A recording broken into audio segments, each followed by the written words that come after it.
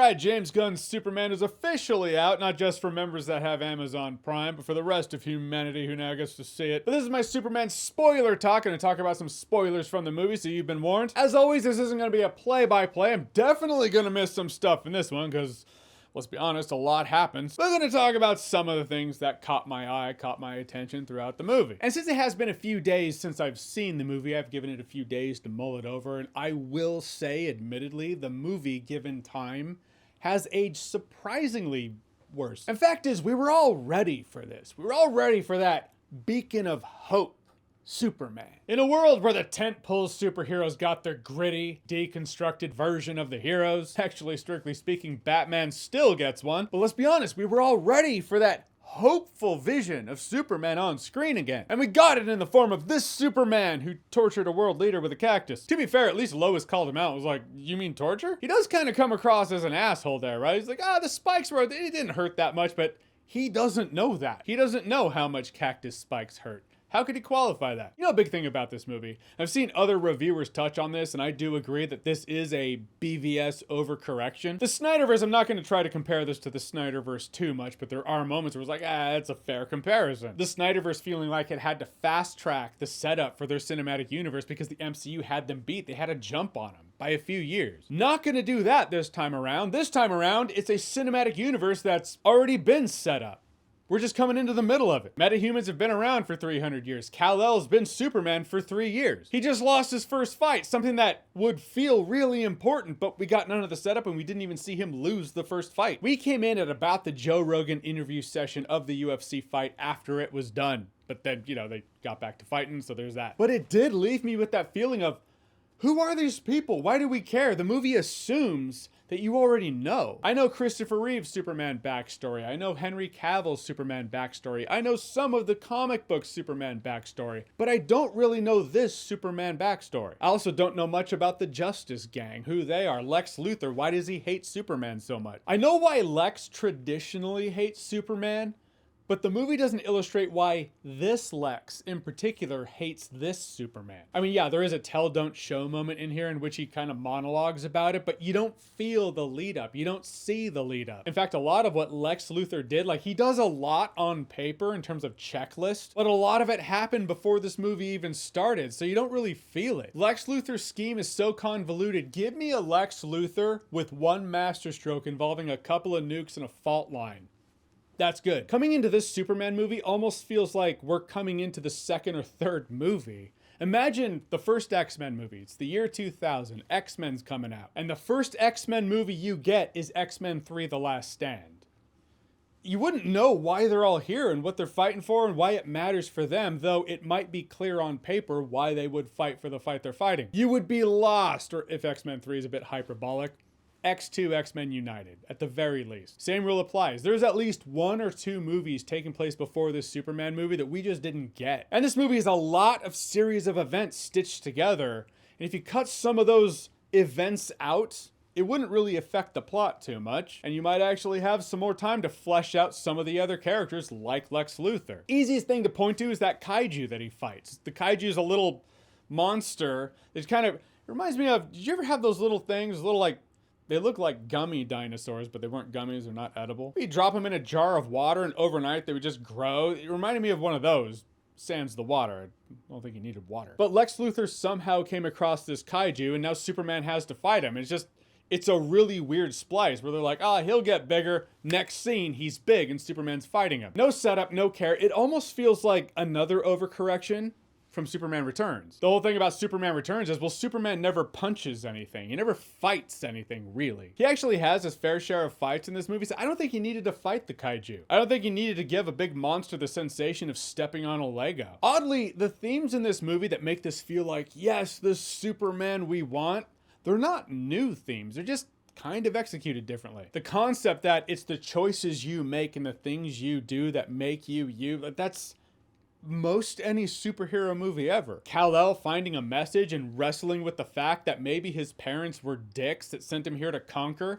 That's the one where I said in my spoiler-free review, that's Smallville. Smallville had that. Smallville took seasons to unpack it. I think I was sent here to conquer. The execution in here is kind of dollar store Smallville. Yeah, he kind of wrestles with it for a bit, but the big thing that happens is he gets canceled online for it. I mean, it's a timely thing, sure, but I just don't need that. I'd rather have the personal struggle, and again, I saw it done better in Smallville. Also, Superman wrestling with the concept of have Krypton live on Earth and you're gonna help do that, or protect humans on Earth and let Earth be Earth.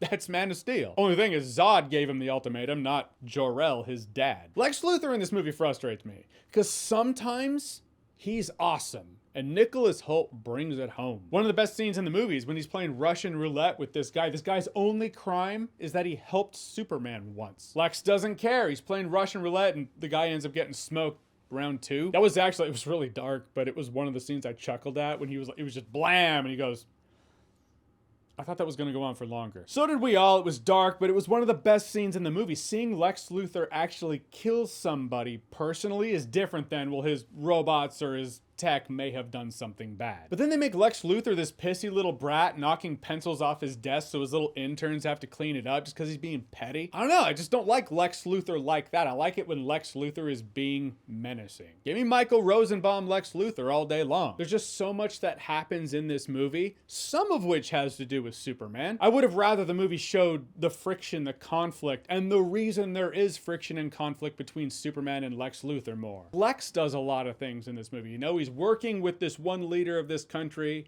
so this invasion can happen. And in the end, Lex is going to get a piece of the country to himself, which kind of reminded me of Richard Donner's Superman. Lex getting his own country because land is the one thing they're not making any more of. And he says in the movie he did all this just to kill Superman, which begs the question, why didn't he kill Superman when he could have killed Superman? When Metamorpho is in the movie just for the sake of being Mr. Kryptonite Hands to weaken Superman, then Lex Luthor is playing Russian roulette with someone else. That would have been a pretty good time to kill Superman. They even dropped something that could have been a cool thing. When Lex is like, I'll go after the other people you love, that reporter that always interviews you, Clark Kent, I'll kill him too. They could have done a cool thing where Lex is searching for Clark Kent but can't find him because Superman's locked up, and somehow he digs through and realizes that Clark Kent is Superman. There could have been a moment of tension where it's like, Lex can't learn that information. Someone has to keep him from learning that. But no, it's just a one-liner that's thrown away. That threat really goes nowhere. He doesn't do anything with it. I get it. We didn't have time. It's a pretty packed movie. Kryptonite's radioactive, right? Help me out on this, because this isn't necessarily a critique. It's just a thought that I had, but if I'm wrong about it, let me know if I'm wrong about it. Kryptonite's radioactive. So couldn't Metamorpho and Superman be in different glass boxes, but soundproof boxes? So Metamorpho can weaken Superman with the kryptonite, but Superman doesn't have the advantage of talking him out of it. Just thinking like a villain here. I did find it funny when they were going towards that black hole, getting pretty close, and they get out of the situation. But I had this humorous thought that he gets back and Lois Lane's like 105 now because of the relativity. I get it, it's not that kind of movie. Still, thought about it. Lex, just to be honest, does a lot of dumb things in the movie, or at least he half-asses things. Yeah, I skipped over. All right, so there's a pocket universe that Lex has created. He has the tech to create a pocket universe. And that's where he keeps his prisoners, mostly girlfriends who besmirched him online, I guess. Bunch of monkeys trolling and canceling Superman online. I mean, that's funny and all, but that's a South Park joke, you know? That's a Family Guy joke. I don't know why it's in Superman. Like when Lex goes to the Fortress of Solitude, why didn't he have Ultraman haul a big bomb there to blow it up? Why give Superman a home to even go back to? Also, that was really predictable for me, you know? When he was like, oh, hey, I can get into the Fortress of Solitude. I was like, okay, so Ultraman's a clone. That's what we learned. He's a clone. Which is funny because that would, in a sense, make Ultraman Bizarro in this movie. Which would have been neat because Ultraman, for a lot of the movie, is all in the black outfit. I mean, he's basically...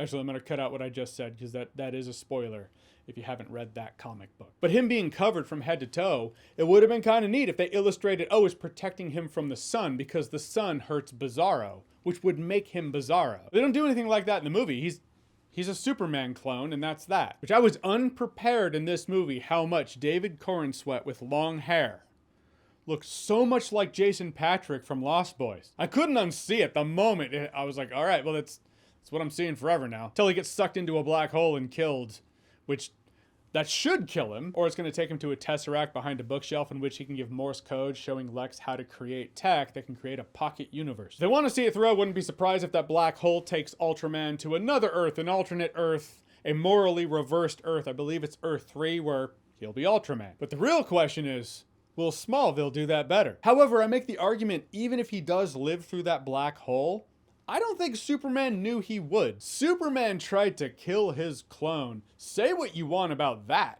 At least it was a moral dilemma. Immediately after Ultraman gets sucked into a black hole, Superman's like, quit messing around! I'm not messing around. I'm doing important stuff. Now look, I know me bitching about this movie puts me in the minority. Most people are having a lot of fun with this movie. Can we at least agree that Lex Luthor's execution of having to shout out vitamins in order for Ultraman to actually do a move is pretty stupid? B12, D3, like he's playing Battleship or something, and that makes Ultraman do a move because he's programmed to do that. I just don't think that's efficient. Lex Luthor has to see what's happening, process what's happening, assess what the next move is, assess what one he has to say for Ultraman to do, say that code. That has to be processed by Ultraman, and then Ultraman reacts. Different universe now, but the other tech billionaire, Tony Stark, had a much more efficient way to go about it. The AI in his suit can just assess the fighting pattern and react accordingly. Let's kick his ass. How does Tony Stark have more efficient programmed fighting tech? And Lex Luthor, the billionaire who has nanotech and the tech to create portals to a pocket universe, is like, yeah, we'll just do this slower process. It's not just Ultraman, though, that Superman might have killed in this movie. Someone had to have died in that scene, even accidentally. You're telling me Superman whipping around, just indiscriminately laser-eyeing everybody? No one accidentally took a laser to the neck or the face? I know they showed a reaction shot of a couple guys landing on the ground. They had lasers across their chest, and they're squirming like, ow, that hurt, but we're fine. So the audience knows. But accidents happen. No one took heat vision to the face, accidentally landed on their head, falling to the ground, crushing their skull, shattering their neck and spine. That's what happens when you're smashing a reporter at the Planet. They covered it up. I did like how the Lex Luthor soldier guys were wearing the Lex Luthor suits from the comic books. I thought that was pretty cool. I do make the argument after Ultraman was in his big chrome dome suit and he beat Superman's ass and the fight was over and he just kind of flies to the beach outside the city slightly. No one with a cell phone was like, hey, that guy who just beat Superman's ass just landed on that beach over there.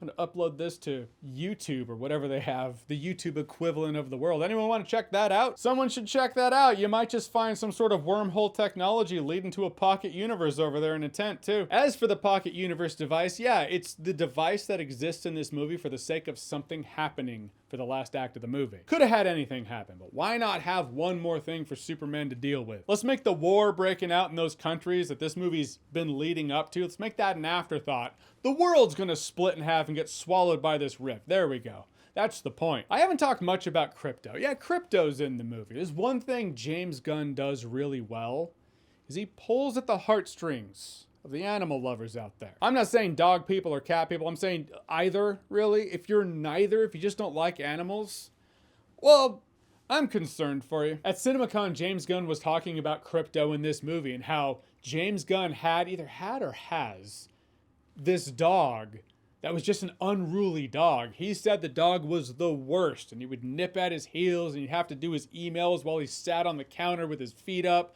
Otherwise the dog would nip at his feet. Hence the inspiration for Krypto. By inspiration, I mean a James Gunn life insert into the Superman movie. The problem is James Gunn wrote Superman to deal with an unruly dog how James Gunn dealt with an unruly dog. But that's not how I feel Superman would deal with an unruly dog. I just feel like Superman would have that vibe of Krypto. Sit. Stay.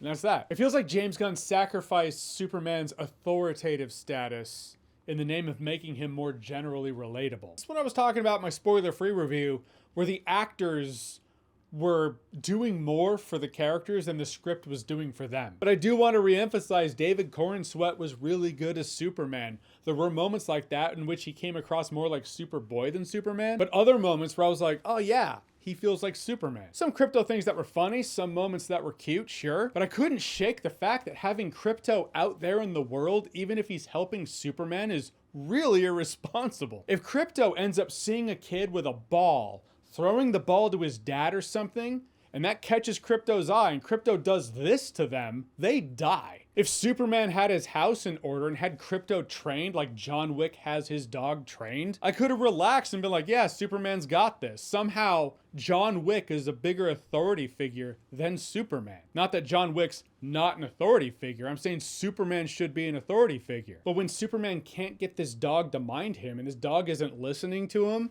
I just think to myself, well, why would the Justice League listen to you? Why would people listen to you? Like, there's this great monologue at the end of the movie he has with Lex Luthor, where Lex Luthor's like, I hate you so much, and I need to explain to the audience why, so here's my monologue. Superman gives him a monologue about how he wakes up every day, and he's as human as anybody. He puts one foot in front of the other, and he keeps trying. He's made mistakes. Sure, he does make mistakes, but he keeps going. And I was like, this is a great...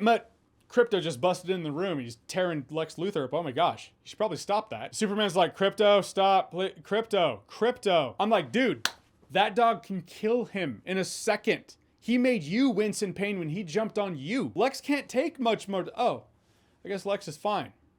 But you didn't know that, though. The thing I hate about that is that moment was completely compromised by Krypto busting in and the joke of him thrashing Lex Luthor around. This could have been the real back and forth moment between Lex and Superman. It's completely compromised, cut off with that Krypto joke. The best scene in the movie that doesn't have a joke compromising it is the scene with Clark Kent and Jonathan Kent on the porch talking. It was a good heartfelt scene, heartfelt moment. Another heartfelt moment, I think it was a heartfelt moment, couldn't tell because I was distracted by the joke, is a scene where Superman and Lois are talking.